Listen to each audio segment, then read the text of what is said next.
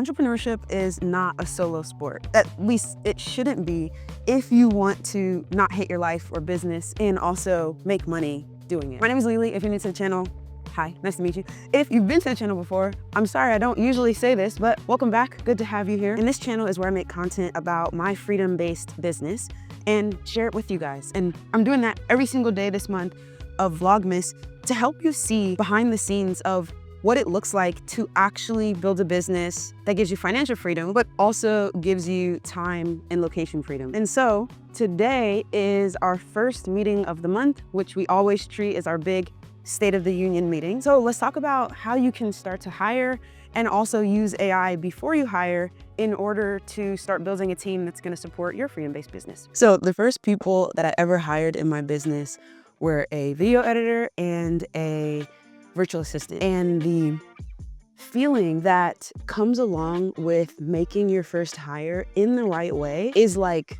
the best feeling in the world, because it takes so much of the burden of making business work off of your shoulders.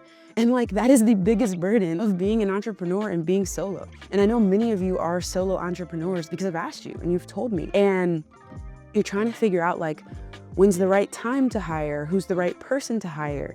And so that's what I want to talk about today. But today is our first Tuesday of the month. I think I said Monday before, but it's definitely Tuesday. So we've got our first big meeting of the month. This will be about an hour, maybe an hour and a half. We call this the State of the Union meeting, where we go over everything from last month and talk about what went well, what didn't. And we also go over the plan and everything that we're gonna need to execute on this month. So at no other point in this month should we be changing the plan or introducing new projects or things like that. It's all prepped at the start of the month, and then we go from there. Also, on my team right now, I have 4 main team members, but because we're doing Vlogmas, I've brought over another editor from my YouTube agency side who usually works on my clients' content, but they'll be joining us for this month. So shout out to you, Amanda. Good morning, guys. Good morning. Hello. How's everybody doing? Good, good. Some happy December. So first meeting of the month, as you guys know. Also, if you guys want to say hi to Vlogmas, please do.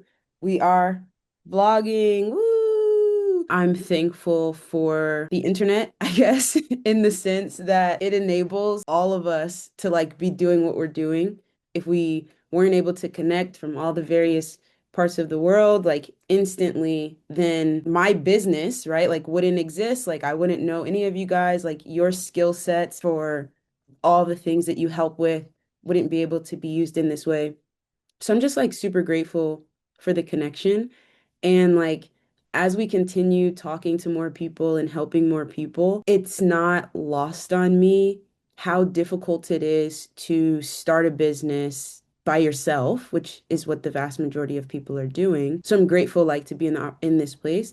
But it's also not easy to like find people who are going to be good team members to help you keep things running, because like no business operates with just one person. And I know that, like, and I know how crucial all of you are, and that this thing doesn't run without you. So super grateful for you guys. And the fact that we all get along and have a great time, I think is just icing on the cake.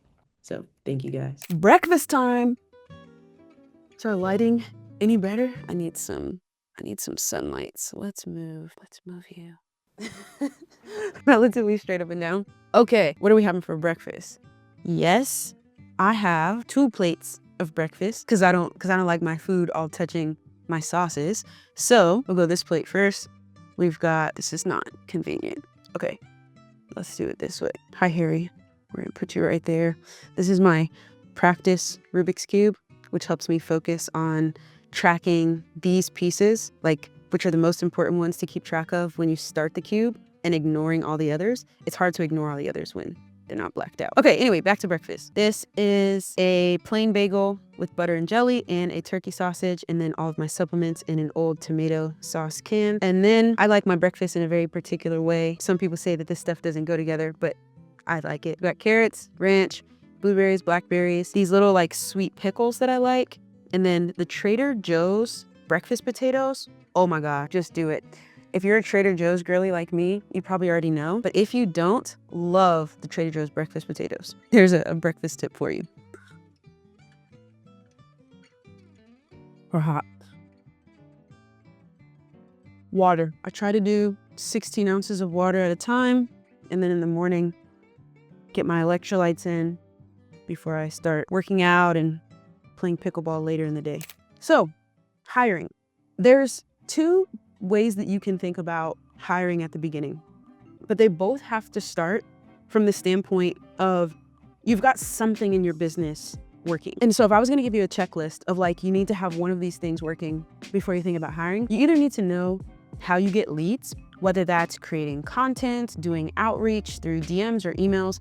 You need to have some way to get leads that is working.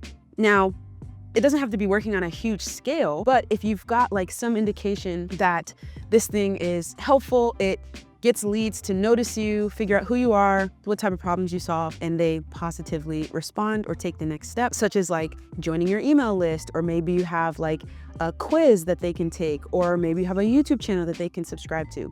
Those are all good ways to just like take people from the world and get them to notice you and say like, okay, yeah, I'm interested in what this person does. So you could have leads, you could have paying customers, right? Maybe you don't get a ton of leads, but maybe you get a referral every other month and that becomes a paying customer. That's something good for the checklist. Or you don't have any of that, but you have a clear plan that you know you want to execute from start to finish, and you would be hiring someone knowing that you are going to try the plan first and hopefully they can help you. I think the best time to start is when you have one of the first two. You either have leads who are coming in or you have paying customers. Once you have one of those two things, then you can think about hiring and starting to build your team.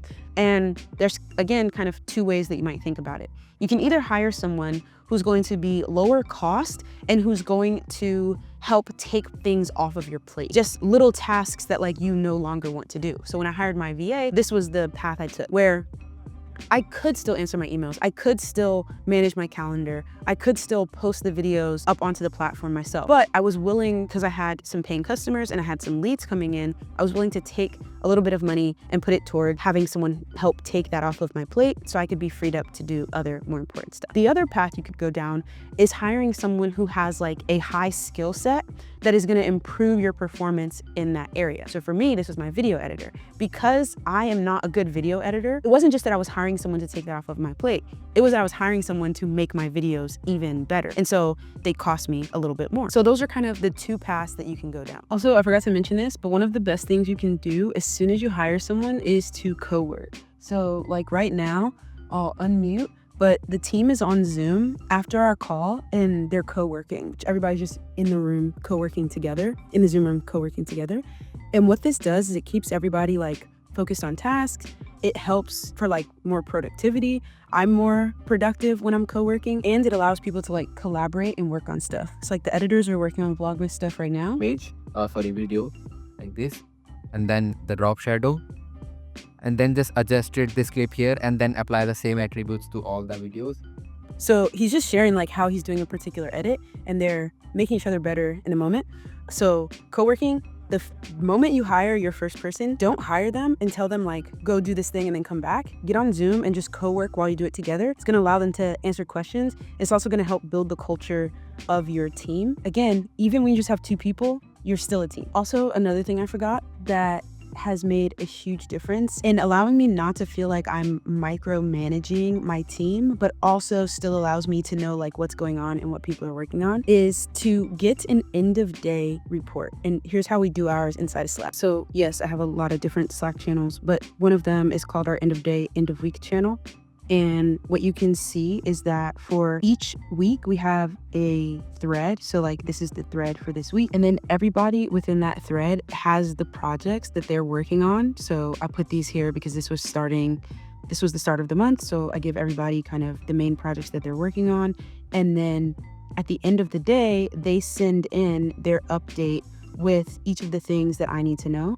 And again, even if there's only one person who's working on a small project, getting into the habit of giving an update keeps people moving their projects forward, because they don't want to say, oh, I'm sorry, I don't have an update, like I haven't done anything. Also, it allows you to like keep a finger on the pulse of things without being too deep in the weeds. And we've also got this Slack channel that we call Just for Fun. And this is where people can put anything like funny memes or celebrations or pictures or anything like that. And you can see that it's getting cold out.